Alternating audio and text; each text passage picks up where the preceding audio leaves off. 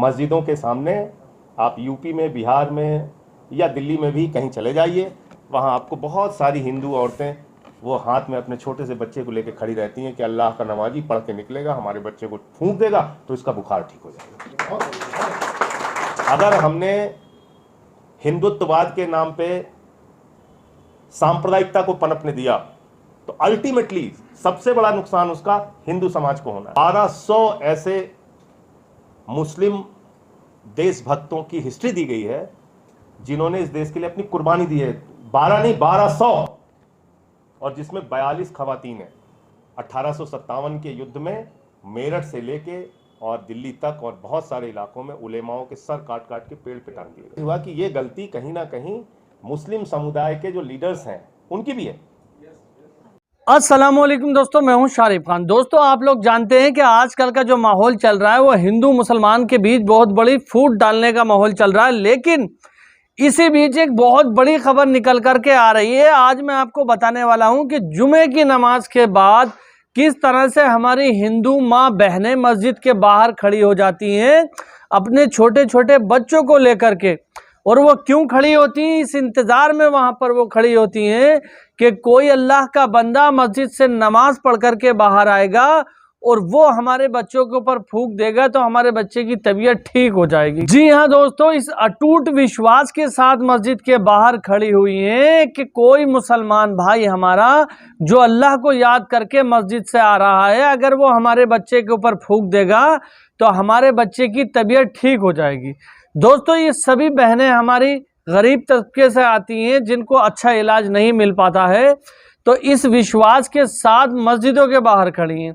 अब मैं आपको बता दूं, इस सब पर संजय सिंह जो आम आदमी पार्टी के नेता है उन्होंने बहुत बड़ी बड़ी बातें कही हैं और साथ ही साथ भारतीय जनता पार्टी के ऊपर सवाल भी खड़े किए हैं। जिस तरह से नफरत भरी राजनीति का माहौल चल रहा है, उन्होंने भारतीय जनता पार्टी के ऊपर आरोप लगाया है कि हिंदू मुसलमान कराने में भारतीय जनता पार्टी आगे है। हालांकि हम इस बात की पुष्टि नहीं करते, हमारा काम होता है केवल लोगों के निजी विचारों को आप लोगों तक पहुंचाना। तो संजय सिंह आम आदमी पार्टी के जो नेता है, किस तरह से वो बता रहे हैं कि आज भी हमारी हिंदू माताएं बहनें मस्जिदों के बाहर खड़ी होती हैं मुस्लिम भाई से फूंक लगवाने के लिए।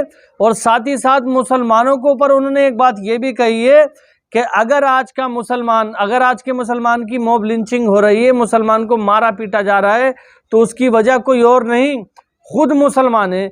क्योंकि मुसलमानों ने अपने इतिहास के बारे में अपने बच्चों को बताया ही नहीं, वो किस कौम से ताल्लुक़ रखते हैं ये बताया ही नहीं। उनके जो बुजुर्ग हैं, जो वंशज जिनके वो हैं, वो क्या थे, क्या हस्ती थे, क्या मायने रखते थे, ये चीज़ बताई ही नहीं। यहाँ पे सूफीज़म को मानने वाली बहुत बड़ी जमात है। दरगाहों पे चले जाइए, आपको मुस्लिम से ज़्यादा हिंदू मिलेंगे वहाँ पे। आप चले जाइए देखिए आप। मैं गया एक बार देवा शरीफ, हमारे यहाँ यूपी के अंदर है, तो मैं पहुँचा दरगाह पे तो कहने लगे कि साहब अभी यहाँ पे आरती होगी। तो मैंने कहा आरती होगी दरगाह पे? तो मैं थोड़ा सा, देखिए भारत कितना खूबसूरत देश है, इसको समझना होगा। हो सकता है हम किसी चीज़ को माने ना माने, वो एक अलग बात है। तो मैं खड़ा हो गया, तो एक समूह आता है, वो वहाँ पे आरती करते हैं कि वारिस तुम ही हो, कन्हैया तुम ही हो, मेरे जीवन नैया के खेवैया तुम ही हो, रखना मेरी लाज ऐ वन मुरारी, करूं वंदना जग के वारिस तुम्हारी। ये है हिंदुस्तान, ये हिंदुस्तान। हम किसी के प्रति अपनी श्रद्धा रखते हैं, उसको व्यक्त करने का हमारा तरीका अलग हो सकता है, हमारी उपासना पद्धति अलग हो सकती है, हमारी पूजा पद्धति अलग हो सकती है। हो सकता है आप 5 वक्त की नमाज पढ़ के ऊपर वाले को याद करते हैं, मैं मंदिर में जाके याद करता हूं, ये भाई साहब गुरुद्वारे में जाके याद करते हैं। कोई सूफीज़म के रास्ते में है तो वो दरगाह में जाके याद करता है, और कोई नास्तिक है तो वो किसी को याद नहीं करता। लेकिन सबको रहने का हिंदुस्तान में हक है। ये हमारी सोच होनी चाहिए कि कोई धर्म को मानता है या नहीं मानता है, लेकिन वो अगर हिंदुस्तानी है, इस देश के अंदर रहता है, तो उसको बराबरी के साथ रहने का हक है। गलत तो नहीं कह रहा हूं? संकट मोचन के मंदिर में बिस्मिल्लाह खान की शहनाई इस देश के अंदर बजती है। मलिक मोहम्मद जायसी जी पद्मावत लिखते हैं, हमारे जायस जो सुल्तानपुर से हमारे जिसका जिक्र कर रहे थे अभी अरशद साहब, वहाँ से 70-80 किलोमीटर की दूरी पर। ये वो मुल्क है कि रसखान को पढ़कर हम भगवान कृष्ण के बारे में जानते हैं। कृष्ण को जानना है तो रसखान को पढ़ना ही होगा आपको। ये वो मुल्क है जहां मोहम्मद रफ़ी गाना गाते हैं, सुख के सब साथी दुख में न कोई, मेरे राम तेरा नाम एक साचा दूजा न कोई। अब इस पे तो चाहे आप ढंग झगड़ा करा दो कि मोहम्मद रफ़ी ने क्यों ऐसा लिख दिया है। तो अलग अलग तरह से लोग ईश्वर को याद करते हैं, ऊपर वाले को याद करते हैं। उसने तो नहीं कहा आपको झगड़ा करने के लिए, कहा है क्या झगड़ा करने के लिए? मस्जिदों के सामने आप यूपी में, बिहार में या दिल्ली में भी कहीं चले जाइए, वहाँ आपको बहुत सारी हिंदू औरतें वो हाथ में अपने छोटे से बच्चे को लेकर खड़ी रहती हैं कि अल्लाह का नमाजी पढ़ के निकलेगा, हमारे बच्चे को फूंक देगा तो इसका बुखार ठीक हो जाएगा।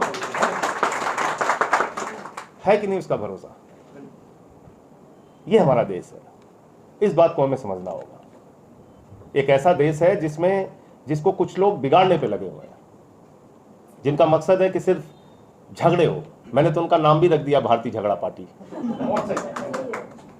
मैंने कहा अपने मोहल्ले में मत बुलाया करो, नहीं झगड़ा हो जाएगा।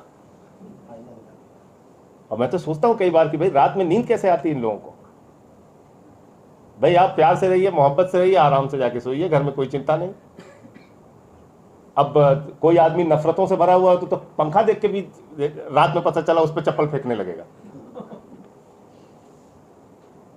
तो ये जो मानसिकता जो फैलाई जा रही है व्हाट्सएप के जरिए, टीवी के जरिए, सोशल मीडिया के जरिए। अब देखिए हम लोग हैं, अगर एक साधारण सा किसी, अभी जैसे मैं कह दूं कि आले मोहम्मद को जन्मदिन की बधाई, 500 गाली नीचे दे देते हैं। तो कितना वक्त है देखिए आप उनके पास गाली गलौज के लिए। कुछ भी मतलब आप कोई भी एक मतलब मौसम का हाल भी मैं डाल दूं तो उसमें भी गाली देने आ जाते हैं। इसी काम में लगे हुए हैं। ये मुल्क तरक्की कैसे करेगा, ये हम लोगों की चिंता का विषय है। आज कहां हम जा रहे हैं, और ऐसे जंजाल में हमें उलझा दिया गया है कि हम अपने बारे में सोच भी नहीं पाते, जरा सा भी नहीं सोच पाते। मुझे यह सबसे दुर्भाग्यपूर्ण बात लगती है कि हम अपने बारे में सोचने का वक्त ही नहीं पा रहे हैं।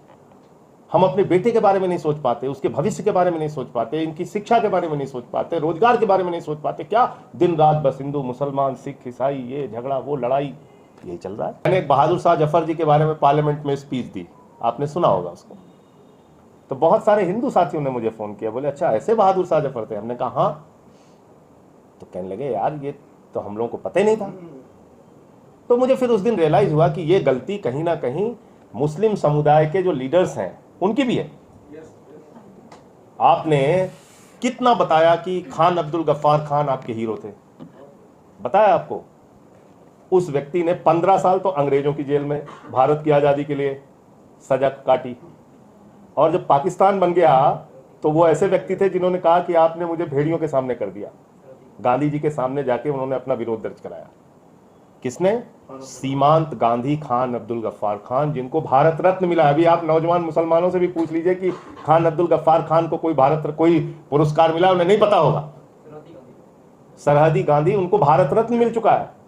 भारत रत्न और बाकी लोगों को किसको किसको मिला है वो पता होगा, लेकिन सरहदी गांधी को भी भारत रत्न मिला है, बहुत कम लोगों को पता होगा। उनको भारत रत्न मिला और 22 साल पाकिस्तान की जेल में रहे, because he was against partition. 37 साल जितना एक नौजवान की उम्र होती है, अपनी पढ़ाई लिखाई खत्म करके IAS PCS जो बनना होता है बन जाता है, उतनी उम्र जिंदगी की उन्होंने जेल में काटी है। आप बताइए। और कोई भी खड़ा होकर देता है कि ये तो आतंकवादी है, ये तो फलाना है, तो ढिमका है, आप सफाई देते रहते हैं, क्योंकि आपको अपनी हिस्ट्री बताने का शौक नहीं है। वो शौक अपने अंदर पालिए। इसीलिए मैंने कहा कि इस सब्जेक्ट के ऊपर आज बहस होनी चाहिए, और ऐसी छोटी छोटी गोष्ठियां, जरूरी नहीं हजारों की संख्या में लोग भीड़ इकट्ठा हो और बातें करें, ऐसी छोटी छोटी गोष्ठियां जिसमें कुछ समझदार साथी बैठ के इन विषयों के ऊपर चर्चा करें और अपनी हिस्ट्री के बारे में बातचीत करें, हमारा इतिहास क्या है। तो उम्मीद करता हूं दोस्तों ये वीडियो देखकर आपको काफी कुछ जानने को मिला होगा, और ये बात सच है कि अपने पूर्वजों के बारे में अपने बच्चों को बताओ, मुस्लिम कौम के बारे में बताओ कि तुम्हारी कौम क्या है। 300 लोग, 373 लोग, हजारों की तादाद में सामने वाली पार्टी हुआ करती थी, उससे जंग जीत लिया करते थे। हालांकि हमारा मकसद किसी को भड़काना नहीं है। आज के दौर में जो अपने हथियार के शस्त्र के तौर पे लड़ना चाहेगा उसकी हार होगी, और जो संवैधानिक लड़ाई लड़ेगा, संविधान को हाथ में रख करके कानून के दायरे में लड़ाई लड़ेगा, उसकी कभी हार नहीं हो सकती। दोस्तों, कम अक्ल जो लोग होते हैं वो सीधे हथियार लेकर के सामने अटैक करने जाते हैं। याद रखो, आपने चाहे उसको मारा या उसने चाहे आपको मारा, लेकिन हार आपकी ही होने वाली है। क्यों होने वाली है दोस्तों? अगर आपने किसी से लड़ाई झगड़ा करा और कानून को आपने हाथ में लिया, तो भारत लोकतांत्रिक देश है, कानून हर हाल में अपना काम करेगा, चाहे दुनिया इधर से उधर हो जाए।